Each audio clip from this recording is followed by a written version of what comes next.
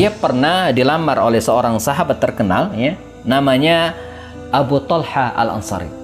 Abu Talha Al-Ansari. Dia pernah dilamar dan dia tidak mau. Ya. Jadi Ummu Sulaim binti Milhan tidak mau menerima lamaran ini, ya, kecuali, ya, dengan mahar khusus. Ya. Apa maharnya? Jadi maharnya itu bukan cincin berlian atau kalung bertatah mutu matikam, bukan harta yang berlimpah, bukan kendaraan mewah, tapi maharnya adalah keislaman Abu Talha Al-Ansari.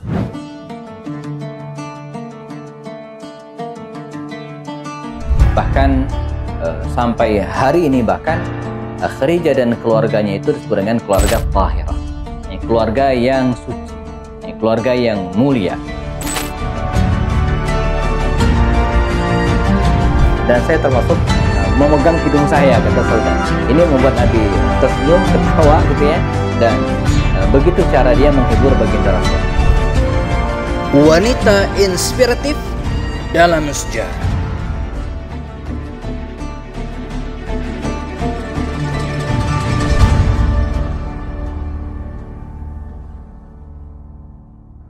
Assalamualaikum warahmatullahi wabarakatuh. Innal hamdalillah nahmaduhu ta'ala wa nasta'inu bihi wa nastaghfiruh. Asyhadu an la ilaha illallah, asyhadu anna Muhammadan abduhu wa rasuluh. Kita sedang membahas serial wanita-wanita inspiratif dalam sejarah, dan kita mulai dari orang-orang mulia di sekitar Rasulullah SAW, para sahabat. Telah sekian belas atau puluh sahabat Rasulullah yang kita bahas. Dan hari ini kita akan berkenalan dengan seorang sahabat yang begitu mulia, karena dia melahirkan seorang anak yang hari ini tidak mungkin kita lupakan. Anas bin Malik, ya, periwayat hadis, khadim Rasulullah, pembantu Rasulullah SAW, dan yang juga berperan dalam berjihad, ya, diikut serta dalam berjihad di jalan Allah, baik di masa Rasulullah ataupun di masa para sahabat, ya, para khulafaur rasyidin, ya. Ya, Ummu Sulaim binti Milhan, ya, demikian orang-orang memanggilnya. Dan ada yang mengatakan nama aslinya adalah Sahla, tapi yang lebih populer adalah Rumaysah, Rumaysah atau Rumaysah, ya. Ada juga mengatakan namanya Mulaika, tapi dua yang terakhir ini lebih populer, ya, Rumaysah, ya, atau Rumaysah, ya. Hiya al-Ansariyah, dia dari kalangan Ansari, ya, kalangan Ansar, dari orang-orang Madinah, ya. Dan dulu dia pernah menikah dengan seorang lelaki Ansar namanya Malik bin Nadhar, ya, dan melahirkan anak bernama Anas. Makanya Anas bin Malik, Anas bin Malik. Ketika Rasulullah SAW datang ke Madinah Al-Munawwarah, dan para sahabat Ansar berbondong-bondong datang ke Rasulullah memberikan hadiah, memberikan sesuatu. Ada yang memberikan buah-buahan, ada yang memberikan makanan, ada yang menyiapkan rumah seperti Abu Ayyub Al-Ansari, ada yang mungkin menyiapkan pakaian untuk Rasulullah, ya. Nah, adalah Ummu Sulaim binti Milhan, Rumaysah ini datang menghadap baginda Rasul. Ya Rasulullah, saya bukanlah orang kaya, ya. Dan untuk diketahui, suaminya belakangan, ya, menceraikannya dan meninggalkannya, ya. Saya lah bukan orang kaya, tidak punya apa-apa. Kalau yang lain bisa berikan hadiah, makanan, minuman, dan apapun, ya, saya tidak. Saya cuma punya anak. Nah, ini anak saya, Anas bin Malik. Ya, saya berikan kepadamu untuk yakhdumuka, untuk membantu. Bukan sebagai budak, tentu saja enggak, tapi untuk membantu Rasulullah SAW. Nah, inilah hadiahnya untuk Rasulullah. Maka sejak saat itu Anas bin Malik ini menyertai Rasulullah SAW, membantu semua atau sebagian besar kebutuhan Rasulullah. Ketika Nabi pengen bersuci, diambilkan airnya. Ketika Nabi akan siap-siap untuk tidur, maka disiapkan tempat tidurnya. Siapa? Anas bin Malik radhiyallahu anhu, putra dari sahabat ini, putra dari Ummu Sulaim binti Milhan atau Rumaysah, ya. Nah, banyak kisah menarik tentang Rumaysah atau Ummu Sulaim ini. Dia pernah dilamar oleh seorang sahabat terkenal, ya, namanya Abu Talha Al-Ansari. Abu Talha Al-Ansari. Dia pernah dilamar dan dia tidak mau, ya. Jadi Ummu Sulaim binti Milhan tidak mau menerima lamaran ini, ya, kecuali, ya, dengan mahar khusus, ya. Apa maharnya? Seperti disebutkan oleh para sahabat Nabi pada waktu itu ya. Fama balaghna anna mahran kana 'azza minhu annaha radiyat al-islam mahra. Jadi maharnya itu bukan cincin berlian atau kalung bertatah mutu matikam, bukan harta yang berlimpah, bukan kendaraan mewah. Tapi maharnya adalah keislaman Abu Talha Al-Ansari. Ya, jadi keislaman Abu Talha ini yang menjadi mahar dari untuk beliau ya. Makanya dalam dikatakan dia ini sangat mahar yang paling bagus ya. Maka para sahabat mengatakan apa? Fama balaghana anna mahran kana 'azama minhu. Jadi kami tidak pernah mendengar ada mahar yang lebih mulia daripada mahar Ummu Sulaim. Annaha radiyat, karena dia ridha mau menerima mahar tersebutnya al-islam mahar. Islam suaminya sebagai mahar. Nah, ini juga inspirasi bagi kita hari ini bahwa segala sesuatu itu jamaah harus dinilai dan ditilik dari sudut pandang Islam. Apapun aktivitas kita ya.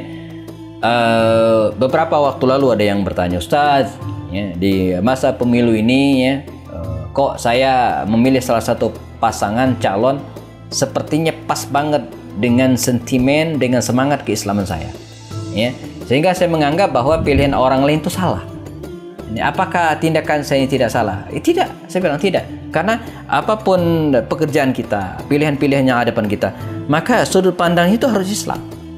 Ya, bahkan dimulai dari ketika kita akan menikah, mencari pasangan, maka sudut pandang kita bukan karena dia kaya, bukan karena dia cantik, bukan karena dia keturunan orang terhormat, bukan, tapi karena Islamnya. Maka Nabi mengatakan apa?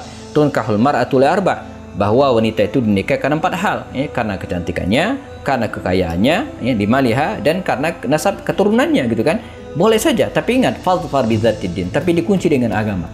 Jadi pilihan-pilihan seperti ini ketika kita menyekolahkan anak misalnya, maka pilihan kita adalah ya, sekolah yang terbaik dan sangat dekat dengan Islam ya. Jadi ketika kita milih teman juga demikian ya, ketika kita milih makanan, bahkan pastikan makan ini tidak melanggar syariat Islam. Ini yang dilakukan oleh Rumaysah atau Ummu Sulaim binti Milhan. Maharnya adalah keislaman suaminya Abu Talha Al-Ansari ya. Nah, kisah berlanjut akumullah ya, pernah ini ujian bagi mereka. Suatu saat Abu Talha Al-Ansari ini ya, ketika dia sudah menikah dan diberikan anak ya, dan ketika Abu Talha ini pergi ya, meninggalkan anaknya, suatu saat mereka pulang ya, falamma ada, dan ketika dia kembali ke rumahnya, istaqbalathu zaujatuhu Ummu Sulaim ahsana istiqbal. Jadi ketika Abu Talha ini pulang ke rumahnya, diterima dengan baik oleh Ummu Sulaim binti Milhan ini, ahsana istiqbal, dengan sebaik-baik penerimaan. Wa qarabat ilaihi asya'ah, dan diberikanlah makanan ya. Fa'akala wa syariba, dia pun makan dan kemudian minum. Summa saba minha ma yusibu zawj min zaujati, maka mereka pun sebagaimana suami istri melakukan hubungan pada malam hari itu ya. Dan summa qalat lahu, kemudian Ummu Sulaim ini bertanya kepada atau berkata kepada suaminya ya, ya Abu Talha, wahai Abu Talha, ara'aita law anna qauman a'aru ariyatahum ahla baitin fatalabu ariyatahum alahum an yamna'uhum. Jadi kira-kira maknanya, ya wahai suamiku Abu Talha, bagaimana menurutmu kalau ada suatu kaum ya, meminjamkan sesuatu kepada kaum yang lain. Nah, tidak lama kemudian kaum yang meminjamkan ini pengen mengambil lagi ya, pinjaman itu ya, apakah dia akan mencegahnya ya, untuk mengembalikan pinjaman tersebut? Maka kata Abu Talha Ansari, la, tidak ya, karena mereka berhak ya. Wa qalat, maka berkatalah Ummu Sulaim binti Milhan ya, faqtasib ibnak, maka cukuplah anakmu ya, karena dia telah meninggal dunia. Nah, jadi demikian cara Ummu Sulaim binti Milhan ini jemaah mengkondisikan suaminya. Jadi malam hari itu anak mereka itu sudah meninggal dunia, sudah wafat, tapi dia pengen mengkondisikan suaminya ya. Jadi ini pelajaran bagi para ibu, dan ini kita bicara tentang wanita-wanita inspiratif. Ini inspirasi bagi kita semua bahwa kita harus tahu kondisi. ketika suami pulang dalam keadaan lelah, dalam keadaan stres, dalam keadaan memiliki banyak kerjaan, maka para ummahat, para ibu ya harus bijak, ya. Jadi berikan makanan yang cukup, bahkan sampai pada titik layani kebutuhan biologisnya, ya. Jadi jangan pas suaminya datang langsung minta uang bulanan, uang gaji misalnya, langsung diserang dengan cerita-cerita yang menyedihkan, ya, atau keluhan-keluhan enggak. Ya, jadi demikian, bahkan ketika anaknya meninggal dunia sekalipun gitu kan, dia tidak langsung memberitahu suaminya nih, tapi betul-betul dilayani dulu, dikasih makan, minum, bahkan mereka sempat berhubungan dulu gitu kan. Ya, sudah selesai semua urusan itu dan kemudian kondisi Abu Talha Ansari sudah fresh, sudah selesai, baru dikasih tahu bahwa anak mereka meninggal dunia. Maka dikisahkan dalam riwayat ketika pagi harinya mereka mendatangi baginda Rasulullah SAW, dan kemudian Nabi mengatakan, barakallahu lakuma fi ghabiri lailatikuma, dengan makna semoga Allah berikan keberkahan kepada kalian terhadap apa yang telah kalian lakukan semalam, ya. Dan dikisahkan fahamalat, lalu dia hamil, ya, summa waladat, dan kemudian melahirkan gulaman, ya, seorang anak, fa arsalat il nabi, kemudian anak tersebut dibawa menemui Rasulullah SAW, ya. Jadi ini hasil dari hubungan mereka semalam, ya. Lahirlah seorang anak, dibawalah menghadap baginda Rasulullah SAW, fa hanakahu, Rasulullah mentahnik, ya, dengan mengambil kurma, ya, dan kemudian dilunakkan dan dimasukkan ke langit-langit bayi tersebut. Ini disebut dengan tahnik, ya. Wada'alahu wasammahu Abdullah, didoakan oleh Rasulullah dan diberikan nama Abdullah. Dan yang menarik pada kisah berikutnya dilanjutkannya, summa razaqahumullahu bitis'ati minal awlad, dan setelah itu Allah memberikan karunia kepada pasangan suami istri ini bitis'ati minal aulad, 9 orang anak, ya. Kulluhum qad hafizul Quran, dan semuanya hafal Quran. Laila mubarakah, malam yang penuh berkah, ya. Ketika istri bisa mengkondisikan suaminya dengan baik pada malam hari itu, ya, dan kemudian memberikan pelayanan yang baik, Allah memberikan keberkahan. Dan sebaliknya, ya, dan ini harus kita waspadai bahwa Allah, ya, melaknat, malaikat melaknat, ya, para atau wanita, ya, yang tidur dalam keadaan tidak mendapatkan ridho dari suaminya. Nah, bagaimana kisah Ummu Sulaim binti Milhan atau Rumaisah ini? Berikutnya kita akan bahas setelah yang berikut ini, dan jangan kemana-mana.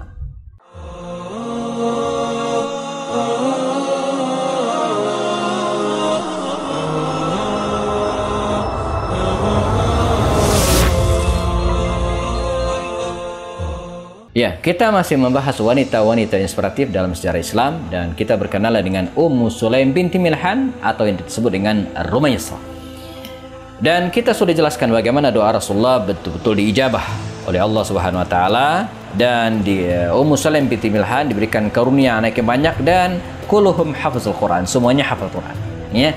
Ini disebut dengan berkah.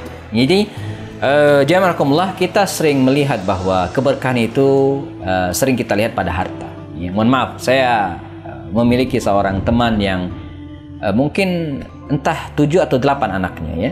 Tapi dari sisi ekonomi dia biasa-biasa saja, ya. Dan kadang suka menjadi ledekan, ya. Kok ekonominya pas-pasan, punya anak banyak? Saya bilang tidak, justru rezekinya di situ. Jadi bahkan sebaliknya, ada orang yang harta yang berlimpah, uangnya miliaran, rumahnya gede, tapi nggak punya anak, gitu kan. Jadi Allah itu jemaah memberikan rezeki, keberkahan kepada kita itu masing-masing. Jadi ada orang yang diberikan rezeki oleh Allah berupa harta berlimpah, tapi nggak punya anak. Ada orang yang sebaliknya, rezekinya anaknya banyak, tapi ekonominya pas-pasan saja. Dan begitu cara Allah memberikan rezeki kepada kita. Jadi kita tidak boleh membanding-bandingkan, misalnya kita nggak tahu, coba lebih bahagia mana, ya, orang yang berlimpah harta, ya, rumahnya gede tapi nggak punya anak, dengan orang yang berlimpah anak banyak tadi tapi uangnya pas-pasan saja. Kita masing-masing punya kebahagiaan tersendiri. Nah, Ummu Sulaim binti Milhan, Rumaisah ini diberikan keberkahan oleh Allah SWT dengan keturunan anak yang banyak, dan kulluhum hafizul Quran. Ini juga inspirasi bagi kita bahwa Islam tidak melarang umatnya untuk memiliki keturunan yang banyak, ya. Dan Rasulullah mengatakan bahwa saya bangga, ya, pada hari kiamat nanti, ya, dengan jumlah umatku yang banyak, ya. Yang penting berkualitas. Nah, kualitasnya jadi bukan sedikit atau banyaknya, tapi berkualitas. Nah, coba pilih mana, anak banyak berkualitas atau anak sedikit tidak berkualitas gitu kan. Nah, jadi ini berlawanan dengan konsep barat yang menganggap bahwa anak itu beban, anak itu akan menyulitkan. Enggak, Allah akan memberikan rezeki, tapi dengan syarat kita tetap harus berusaha.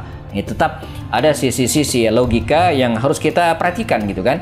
Nah, belajar dari Ummu Sulaim binti Milhan bahwa hidup itu yang kita kehendaki adalah keberkahan. Sebab kalau hidup sudah berkah maka tidak akan ada kesulitan. Nah, keberkahan berikutnya yang dimiliki oleh Ummu Sulaim binti Milhan adalah bahwa dia atau Rasulullah SAW jarang sekali mendatangi rumah orang lain kecuali rumah istri beliau, ya, rumah istri-istri Rasulullah. Nah, tapi Nabi sangat sering datang ke rumah Ummu Sulaim binti Milhan ini. Entah karena kedekatannya dengan Rasulullah atau mungkin karena kedekatan Rasulullah dengan Anas bin Malik radhiyallahu anhu. Tapi yang jelas dia sering sekali datang ke rumah Ummu Sulaim binti Milhan ini. Bahkan dikisahkan Nabi pernah jamaah tidur siang.